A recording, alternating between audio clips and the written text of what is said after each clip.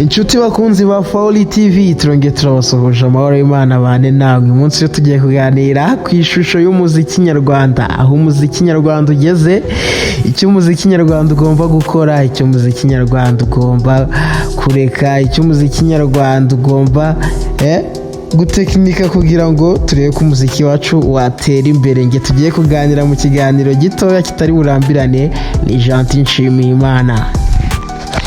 Mbere na mbere kadushimira abahanzi nyarwanda muri mwaka wa 2024 barakoze bikomeye pe, barakoze cyane, bakoze ama hit songs, bakoze byinshi cyane. Nta muntu utabizi ko umuziki nyarwanda umaze gufata indi ntera muri East Africa ndetse no muri Africa utangiye kugenda kwirakwira. Uzasanga muri Congo barawumva cyane, ahantu henshi cyane abanyarwanda umuziki wabo umaze gutera imbere. Gusa ibi byose ntabwo tubura kubikisha ubuyobozi bwiza butanga opportunity, butanga umutekano, butanga buri kimwe cyose kugira ngo umunyarwanda ndetse n'umuntu wese uba mu Rwanda abashe gukora ibintu bicemo. Bityo rero turashimira ubuyobozi bwiza, kuko tudafite ubuyobozi bwiza byagorana cyane pe kugira ngo umuziki nyarwanda cyangwa se n'ikindi gikorwa cyiza u Rwanda rukomeje kugeraho ngo kigire tudafite ubuyobozi bwiza. Umuziki nyarwanda rero mu mwaka wa 2024 nta utabizi yuko abahanzi nyarwanda bakoze cyane, bakoze iyo bwabaga, baduha imiziki myiza, aho ibintu byagiye binahindura isura ku buryo umuziki nyarwanda bitandukanye na mbere.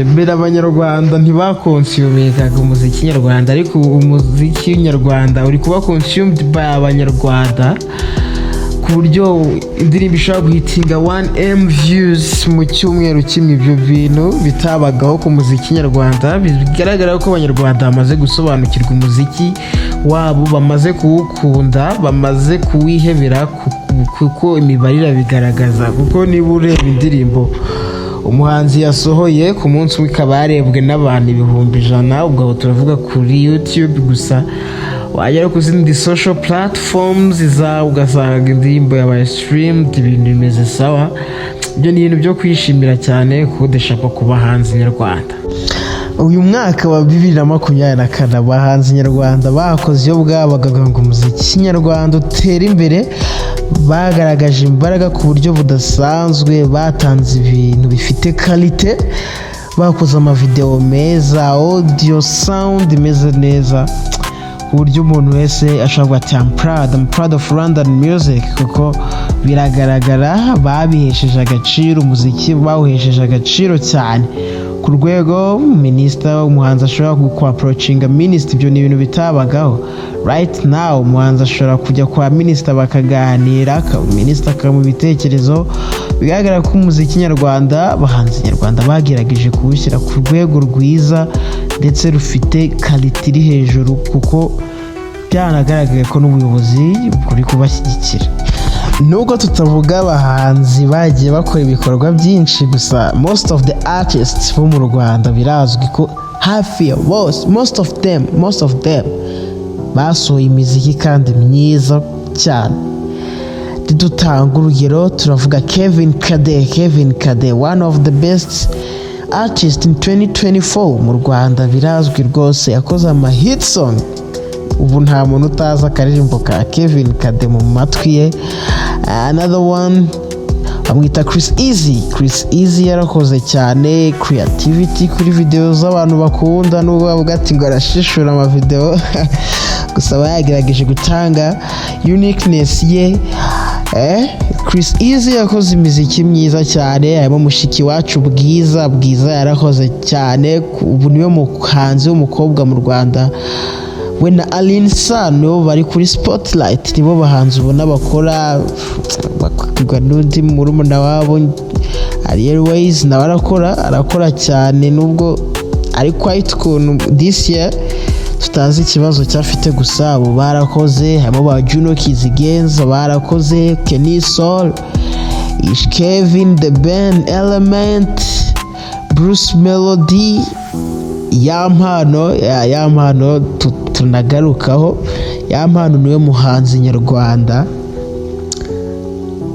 tutarabona akora indirimbo ngo ibe mbi, nubwo ashobora kutagira streams menshi kuri za YouTube cyangwa Spotify n'ahandi, ariko ni umuhanzi nyarwanda ubona ko akora indirimbo yayitondeye, lyrics very very good lyrics, abantu nacyo bamukundira cyane, akaba n'ababizi ko ari muri ba bahanzi baba bafite abakunzi badafite abafana, kuko bafite indirimbo nkeya ariko iyo uzumvise wumva harimo akantu kaguye. Umuhanzi nyarwanda aho ava akagera wese yagerageje gukora muri uyu mwaka, nubwo bose tutavuze ngo tubarangize, abo ba Bushari, ba Betray, ba Riderman, Fireman kuri movie nshyashya yagarutse akaba ari gukora cyane. Ni benshi cyane, ni benshi abahanzi nyarwanda ntabwo bavamo, gusa turabashimira ku ruhare bakomeje kugaragaza ko guteza imbere umuziki nyarwanda. Turashimira n'aba producers, harimo Element, harimo Prince Keys, Koze n'abandi ba producer benshi cyane bagerageje gushyira imbaraga zabo mu kwimprovinga standard yabo yo gukora umuziki, bagatanga project ziryoheye amatwi. Ubwo ntabwo twakwibagirwamo Bob Pro on the mix, twakomeje kugenda atunganya indirimbo nyinshi cyane yarazitunganyije, adufashije kugira quality nziza kuri audio. Turamushimira. Harimo aba director God, harimo ba Somi Switch, harimo Easy Cat, benshi cyane ba Oscar. Abo bose ni abantu bagiye bagerageza gutanga imbaraga bafite kugira ngo umuziki nyarwanda ugire icyo ugeraho. Kugeza uyu munsi tukaba dufite umuziki Rwandan music first, ubu nicyo kintu kigezweho. Abanyarwanda cyangwa se n'abandi bose batari mu Rwanda ariko abanyarwanda bari guplayinga Rwandan music mu maclub. Iyo ugeze usanga Rwandan music bari kuyicuranga, aba DJ bari happy yo gucuranga umuziki nyarwanda. Ni ibintu byiza cyane. Turashimira abahanzi nyarwanda bakomeze bashyiremo agatege, dore ko umuziki ari kimwe mu mitungo igihugu kiba gifite, kuko gikurura agafaranga kakinjira mu banyarwanda, right? Gusa uko byagenda kose ibi byose ntibyaba, cyangwa se uyu muziki ntiwatera imbere hatoye uruhare rw'itangazamakuru. Itangazamakuru naryo ntako ritagize, amaradiyo, amateleviziyo, aba YouTube bloggers barakoze cyane, nabo bakoze akazi katoroshye, nubwo atari bose, gusa most of them they did their job. Gusa nyuma y'ibyo ntitwakwirengagiza aba tiktokers bakoze ama video challenges, bayakorera imiziki nyarwanda ku ma Instagram, nabo barabikoze, Facebook n'izindi mbuga nkoranyambaga, Snapchat, barakoze cyane, bashyize itafari ku muziki nyarwanda. Gusa nubwo dushima, tugeze mu mwanya wo kunenga ibitaragenze neza, bigomba gukosorwa bikagira umurongo bishyirwaho, ntibizongere kuba ukundi, kuko n'ibyangiza umuziki nyarwanda. Uyu mwaka habayeho gushyamirana ndetse no kutumvikana kuri bamwe mu bahanzi nyarwanda, byanduje n'isura y'umuziki nyarwanda. Ibyo bintu ni amatiku, ni ubugome bwagiye burangwa muri bamwe mu bahanzi, utuntu utamenya, utuntu tutagirwa n'abantu bakeneye gutera imbere. Umuntu ukeneye gutera imbere ntago ajya mu matiku, umuntu ukeneye gutera imbere ntago ajya mu ndwano zidafite icyo zivuze, right? Abahanzi nyarwanda rero abagize amatiku, abatukanye, abasebanye, bigaragaje nabi cyane rwose, bagomba kwikosora umwaka utaha, ibyo ntibizongere kuba, kuko abanyarwanda twe dukeneye abahanzi bacu bakorana, umuziki utera imbere, tubona indirimbo nziza bagakorana. Naho umwe nashaka kwigira kibamba, ati ndi kibamba, uriya tumubanire, tumufungire imiziki ye ntizatera imbere, utwo ni utugeso tubi cyane twagaragaye mu bamwe mu bahanzi kandi bitita ko ari bakuru bagomba kureka bakabicikaho, kuko ni ibintu byatuma umuziki nyarwanda umanuka cyane ugasubira kuri level wari uriho kera cyane mu myaka ishize. Rero turanenga cyane, kandi abahanzi bafite iyo myumvire yo kuvuga bati runaka tumukomanyirize, imiziki ntibazayikine, imiziki ye tuyisebye nayisohora tuvuge ngo ni mibi, ibintu nk'ibyo. kandi ngo ni abahanzi bakuru ngo bakeneye gutera imbere, kandi hasi hari abana batoya bari gukora umuziki, bari kuwinjiramo bafataho nk'icyitegererezo. ubwo mu minsi iri imbere abo bana baba bameze nk'abo bantu, urumva umuziki nyarwanda ntaho uzabugana.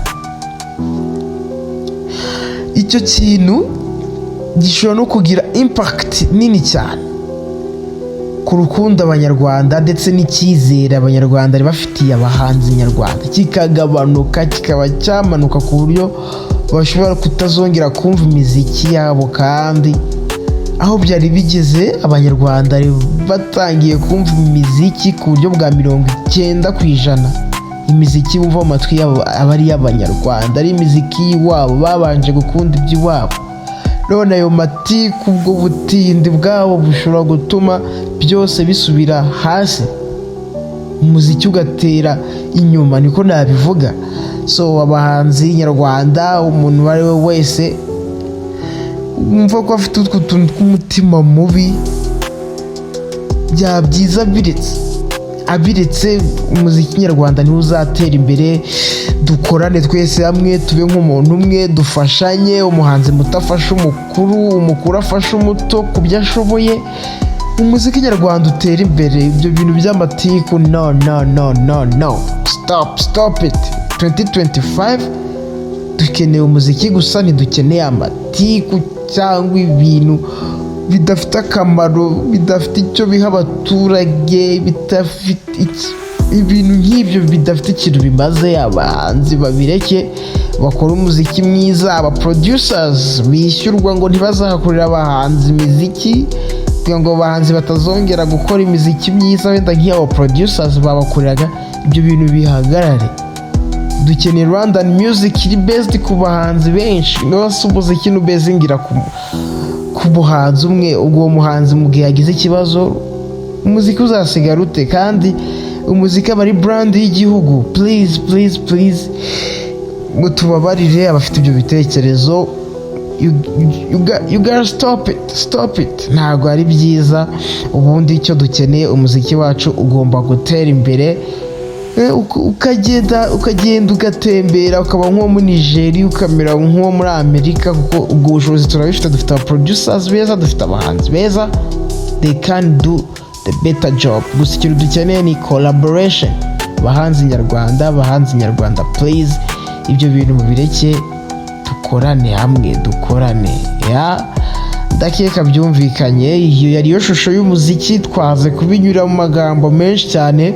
gusa umuziki uri ahantu heza, ariko ushobora no gutirimuka ugasubira hasi bitewe n'ibitekerezo bipfuye bya bamwe mu bahanzi cyangwa se abandi bantu bafasha abahanzi. inshuti bakunzi ba Folly TV, ntaho dusoje ikiganiro cyacu. murakoze cyane, Imana ibarinde.